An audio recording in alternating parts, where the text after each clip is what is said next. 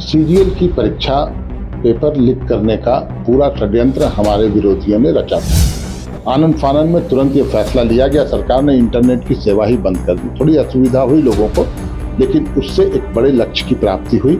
झारखंड में परिवर्तन यात्रा नाम दे देने से परिवर्तन थोड़ा ही हो जाएगा। परिवर्तन होगा, मेरा मानना है होगा। क्या परिवर्तन होगा?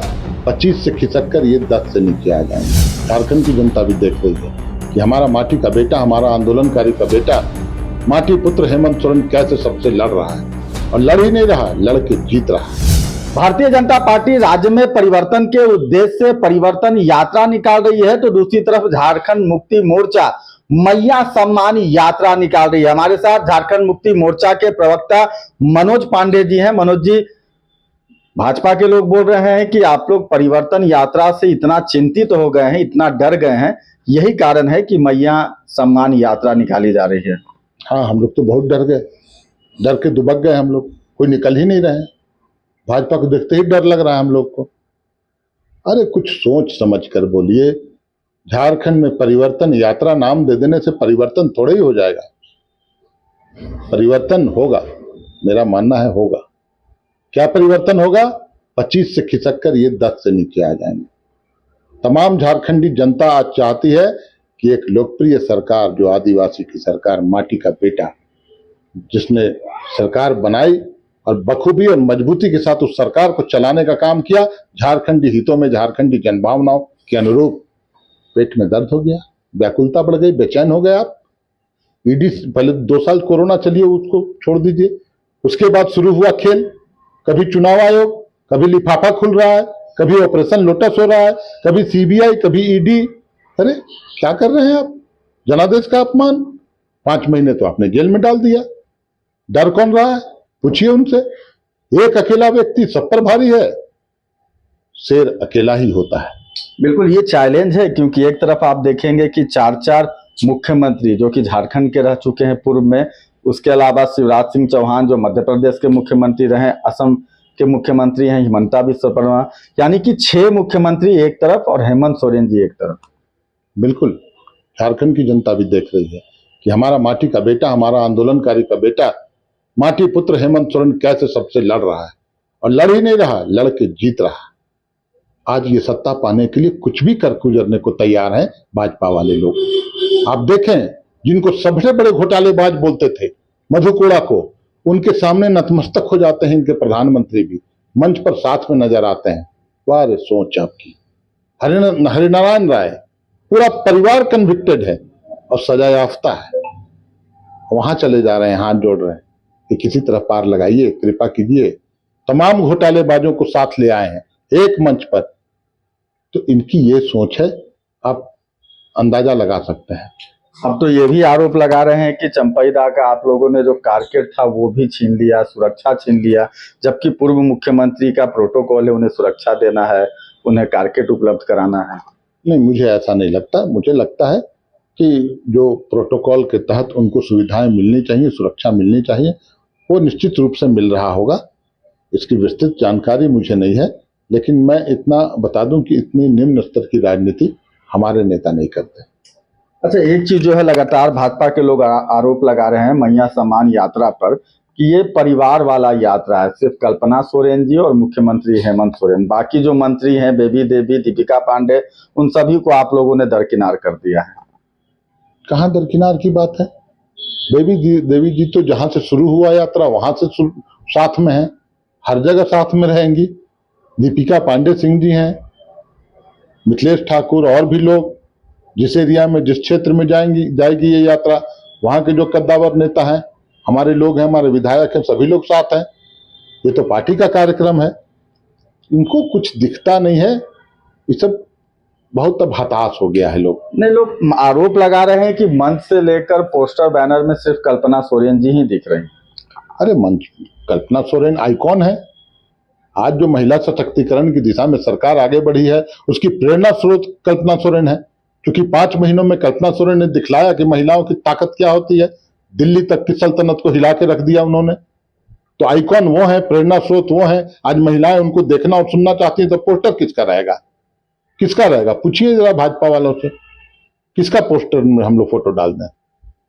बड़ा अजीब बात है। अच्छा, आज जो एक राज्य से बड़ी खूबसूरत तस्वीर देखने को मिली, चूंकि हेमंत सोरेन जी के चाहने वाले लोगों की जो फहरिस्त है वो काफी लंबी है, और आज एक महत्वपूर्ण त्योहार है जितिया का। कुछ महिलाओं ने कहा कि हेमंत सोरेन जी के लिए वो जितिया रख रही हैं।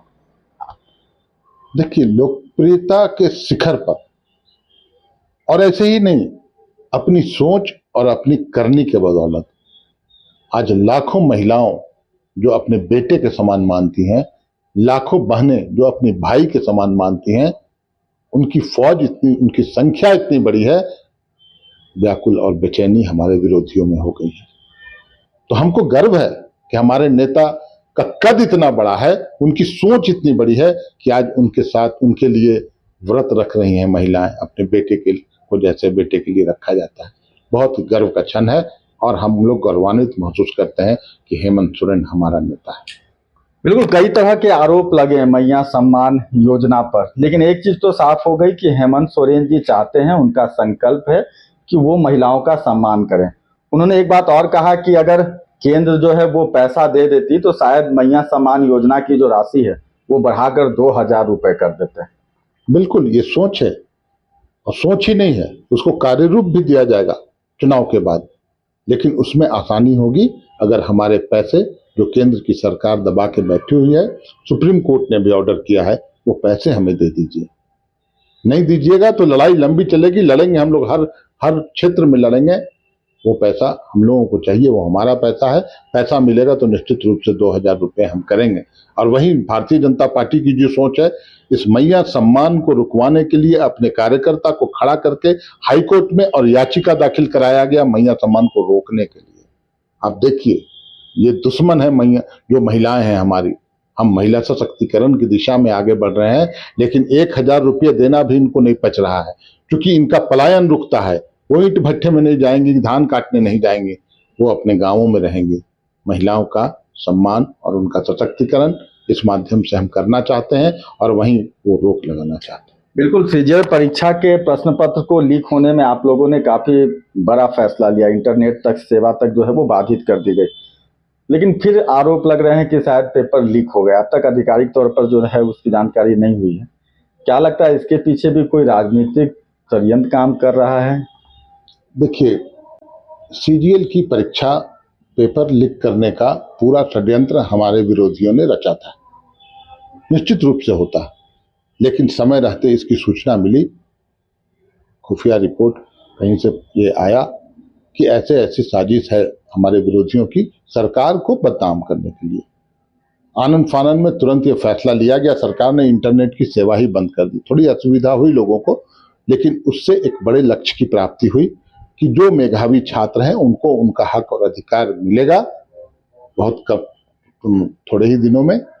और ये बहुत बड़ी बात थी, क्योंकि जो गिरोह जो संचालित करता है, सॉल्वर गैंग जो है, जो प्रश्न पत्र लीक करवाता है, वो सभी भाजपा संपोषित गिरोह हैं।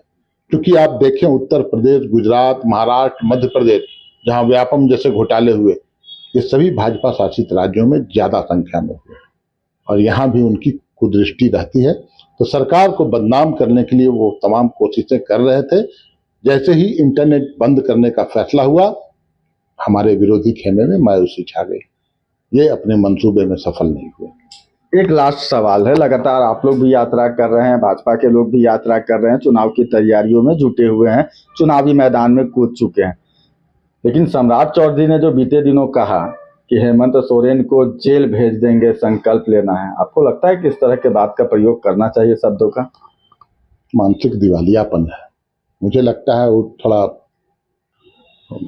सामान्य मानसिकता नहीं है उनकी, थोड़ा असामान्य है। कुछ बोलते हैं, बिहार में भी देखते हैं कुछ से कुछ बोलते हैं। एक बार तो उन्होंने पगड़ी बांध लिया था कि नीतीश को जब तक हटाएंगे नहीं, पगड़ी नहीं खोलेंगे। पगड़ी भी खुल गई और नीतीश बाबू सीएम भी रह गए। अब उन्हीं के साथ गलबैयां डाल के बगल में फोटो खिंचवाते हैं। तो उस तरह के राजनेता का वक्तव्य पर कोई भी प्रतिक्रिया देना मुझे नहीं लगता है कुछ जरूरी है। बिल्कुल, धन्यवाद 99 न्यूज से बातचीत करने के लिए। अपने सहयोगी उमेश लाल के साथ मैं सत्यव्रत किरण, 99 न्यूज, रांची।